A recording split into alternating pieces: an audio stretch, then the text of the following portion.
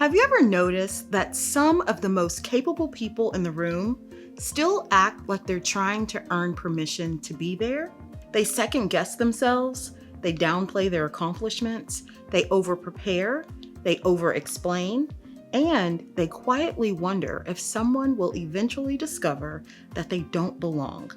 If you've ever felt like you're still proving yourself in spaces that you've already earned, this conversation is for you. 3, 2, 1,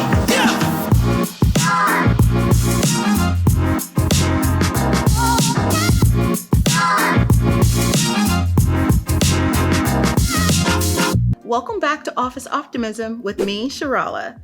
This is a space for high performers, leaders, and ambitious professionals navigating growth, pressure, and uncertainty with clarity, intention, and grounded optimism. Today, we're talking about a pattern that quietly follows many capable people throughout their careers: the habit of continually proving ourselves.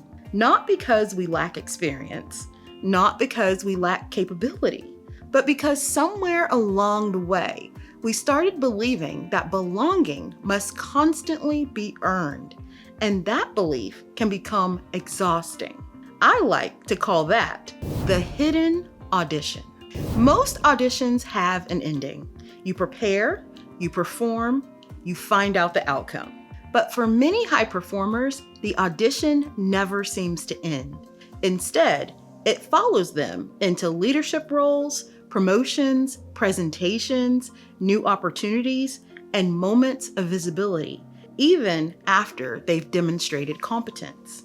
Psychologists often describe this experience through the lens of imposter syndrome, a pattern where capable individuals struggle to internalize their accomplishments and continue doubting their legitimacy despite evidence of success.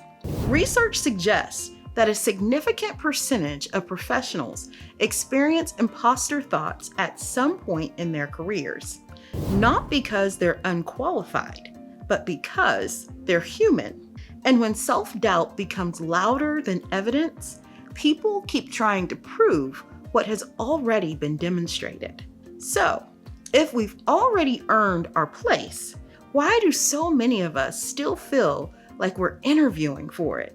Let's talk about where this pattern often begins and why we keep proving ourselves. The need to continually prove ourselves doesn't appear out of nowhere. It often develops through experiences like perfectionism, criticism, comparison, high expectations, or achievement-based validation. Many of us learned that praise followed performance, recognition followed achievement, approval followed results, and while accomplishment is valuable, it can unintentionally teach us that our worth is conditional. So we begin operating from a subtle belief: if I perform well enough, maybe then I'll feel secure.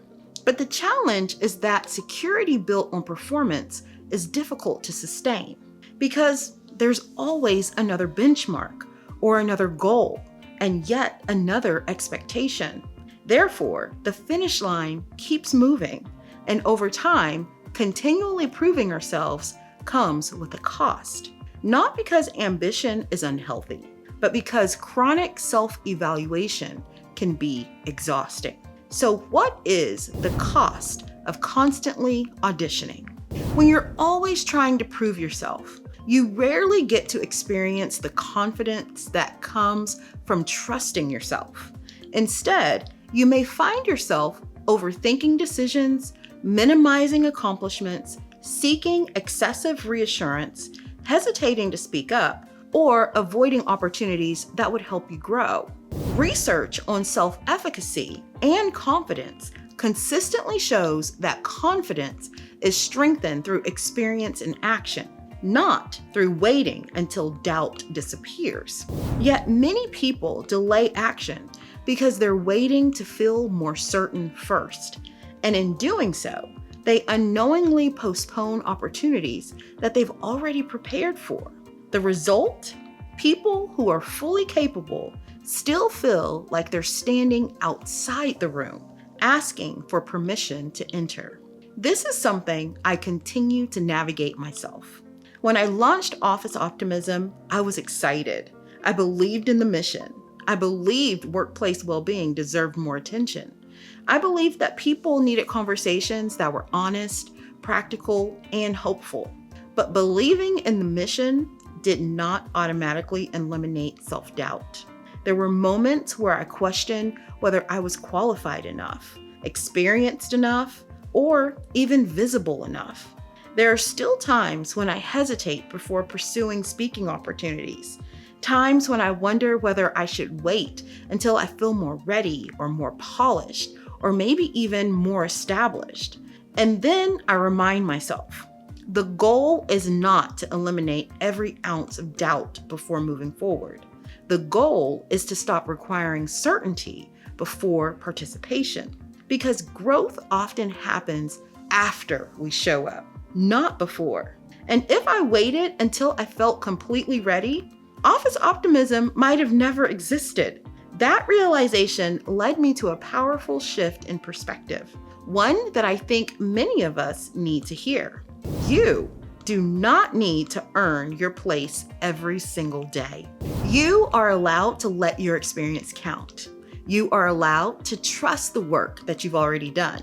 You're allowed to acknowledge your growth without immediately moving the goalpost, because there is a difference between growing into responsibility and proving you deserve responsibility. Those two are not the same thing. One is development and the other is self-doubt. And many capable people spend years confusing the two. So how do we begin stepping out of the audition and into ownership? Let's close with a few practical shifts to address how to stop auditioning for your own life. 1. Let evidence speak louder than doubt. When self-doubt appears, ask, what evidence already exists that I can do this? Look at facts and not fears. 2. Stop moving the goalpost. Take time to acknowledge progress before immediately chasing the next milestone. 3. Speak from contribution, not validation. Focus less on proving yourself. Focus more on serving others through your knowledge, perspective, and experience. 4. Act before you feel fully ready. Confidence is often built through participation, not preparation alone. And here's your joyful point. You do not need to earn your place every day. This week, notice one place where you're still trying to prove yourself. Then ask, what would change if I trusted that I already belong here? Let that steady you. We've now made it to the Office Optimism focal point.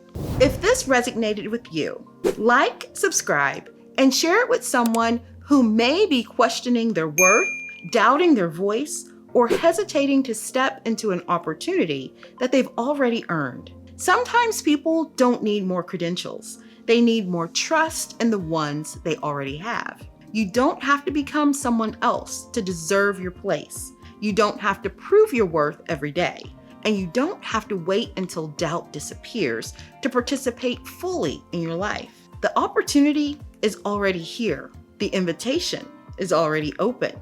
Now it's time to stop auditioning and start showing up as the person who belongs, because you do. Keep growing, keep contributing, and keep shining. Bye-bye.